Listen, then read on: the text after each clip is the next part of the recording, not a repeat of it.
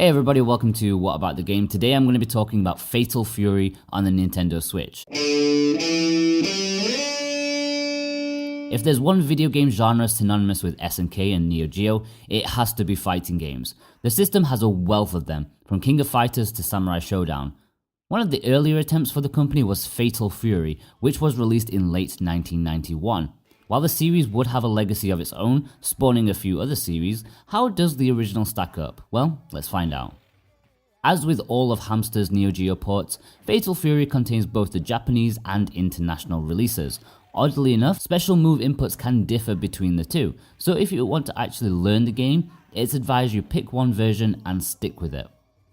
Astonishingly, there are only 3 different fighters to choose from. SNK favourites Terry and Andy Bogard and Joe Higashi are here to seek revenge for the death of the 2 brothers' father. Once you choose a character, you then select your first opponent from a choice of 4. Overall though, in the arcade mode, you need to defeat 8 different enemies in order to complete the game. Considering this, there are 11 fighters overall, but only 3 are playable. I find that slightly peculiar. There's a basic kick, punch and grab, that's all.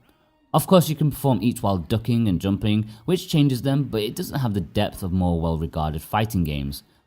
You quickly get to grips with each of the fighters' abilities, considering there are so few.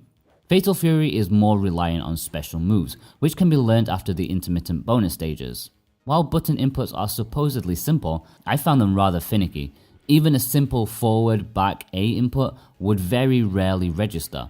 You're never sure if it's you who's done something wrong or the game, but I can't help but have my suspicions.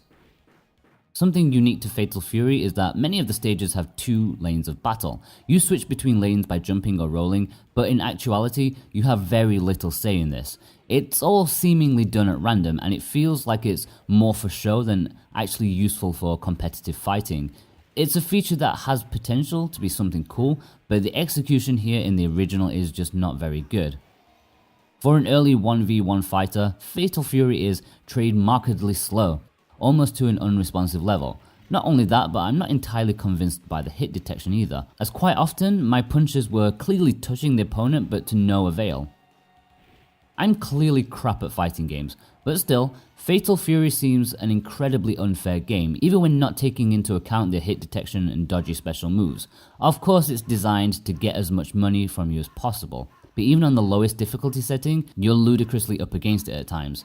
Even early opponents pull off spamming special moves with little room to breathe.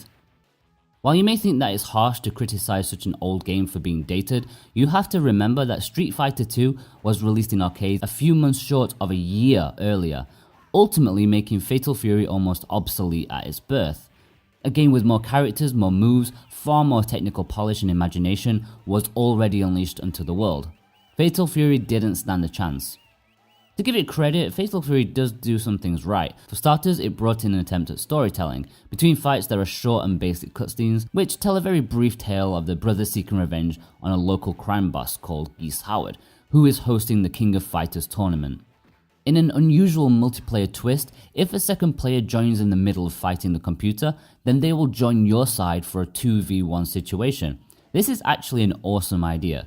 Sadly, they don't really follow through the concept, because as soon as that battle is over, you go straight into a player 1 versus player 2. You can't continue through the arcade mode cooperatively, unless you keep interrupting the game, and in actual arcades, keep using money. The stages are nice and colourful, they have lots of personality, and some even change form between rounds. For example, the second round of Tung Fu Ru may be throwing it down with rain, while on the third bout it could be under moonlight. This is something I think is missing from a lot of fighting games even today. Dynamic stages are always a win. The music is really top notch. There are quite a lot of tracks as each opponent has their own theme, which suits them incredibly well since the genre matches their personality or background. For example, the Chinese master naturally has Chinese musical tropes infused into it. There's some really cool rock music too, which really gets you pumped up for a fight. It's just a shame the gameplay can't keep up with the music.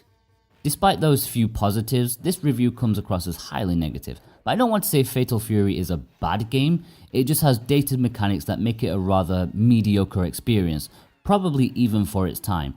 Hamster, as always, have done an excellent job importing it and adding plenty of options for customization, but Fatal Fury is too basic to take seriously, and Sluggish Controls questionable hit detection and lacking content means that it ends up feeling like the genre is still finding its feet. In terms of comparison, it's more like Street Fighter 1 than Street Fighter 2.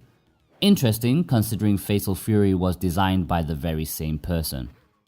Even on a system such as the Switch, which is very early in its life, there are already much better options for 2D fighter fans, even by the very same publisher, Hamster, who provide the much more well-regarded King of Fighters and Samurai Showdown games. Then of course there's the new release of Street Fighter 2 coming soon.